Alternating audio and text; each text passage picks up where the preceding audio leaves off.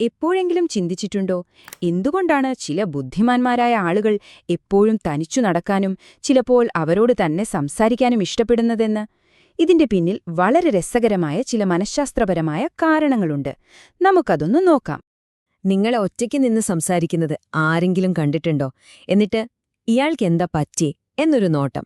നമ്മളിൽ പലർക്കും ഈ അനുഭവം ഉണ്ടായിട്ടുണ്ടാകും അല്ലേ?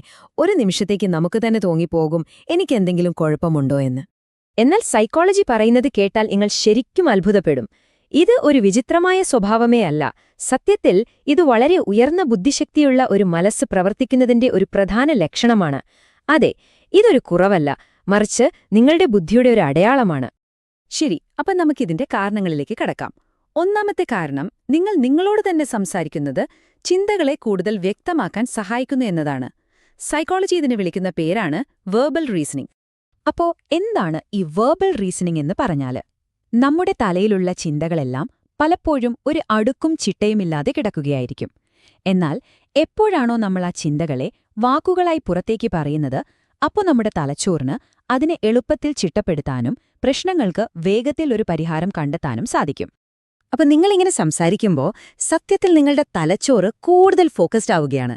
ചിതറിക്കിടക്കുന്ന ആശയങ്ങളെ ഒരിടത്ത് കൊണ്ടുവരുന്നു, സങ്കീർണമായ കാര്യങ്ങൾക്ക് ഒരു വ്യക്തത വരുത്തുന്നു, അവസാനം ഏറ്റവും നല്ലൊരു തീരുമാനമെടുക്കാനും അത് സഹായിക്കുന്നു. ഇതൊരു സയന്റിഫിക് പ്രോസസ്സാണ്. ഇനി രണ്ടാമത്തെ കാര്യം, എന്തുകൊണ്ടാണ് ഈ ബുദ്ധിമാന്മാർ ഒറ്റയ്ക്ക് നടക്കാൻ ഇഷ്ടപ്പെടുന്നത്? ഉത്തരം ലളിതമാണ്. ഇത് അവരുടെ തലച്ചോറിലെ സർഗാത്മകത, അതായത് ക്രിയേറ്റിവിറ്റിയെ ഉണർത്താൻ സഹായിക്കുന്നു. അവർ മറ്റുള്ളവരെ ഒഴിവാക്കാൻ വേണ്ടിയല്ല കേട്ടോ ഒറ്റയ്ക്ക് നടക്കുന്നത്, മറിച്ച് ക്രിയേറ്റീവ് സോളിറ്റ്യൂഡ് എന്ന മനഃശാസ്ത്രം പറയുന്ന ഒരു പ്രത്യേക അവസ്ഥയിലേക്കെത്താനാണ്.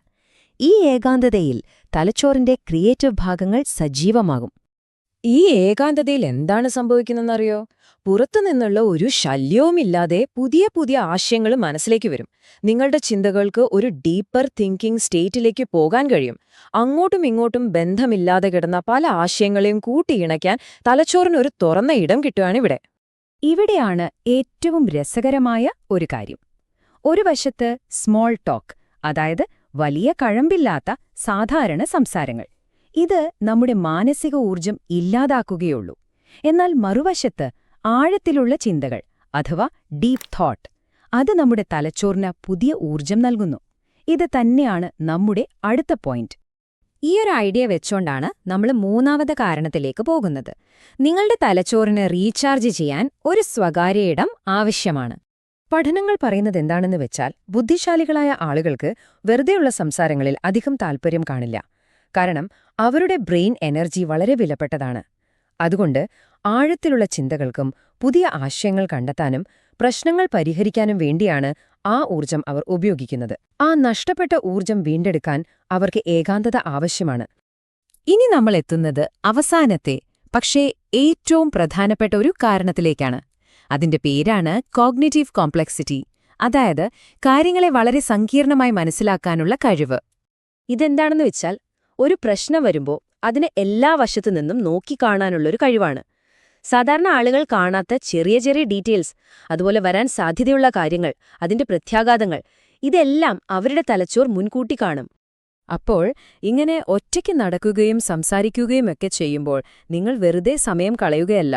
നിങ്ങളുടെ തലച്ചോർ ഒരു പ്രശ്നത്തെ എടുത്ത് അതിന്റെ എല്ലാ വശങ്ങളും വിശകലനം ചെയ്ത് അതിലെ സാധ്യതകളും അപകടങ്ങളും തിരിച്ചറിഞ്ഞ് ഏറ്റവും മികച്ചൊരു തീരുമാനത്തിലേക്കെത്താനുള്ള തയ്യാറെടുപ്പിലായിരിക്കും. അതൊരു ചിട്ടയായ പ്രോസസ്സാണ്.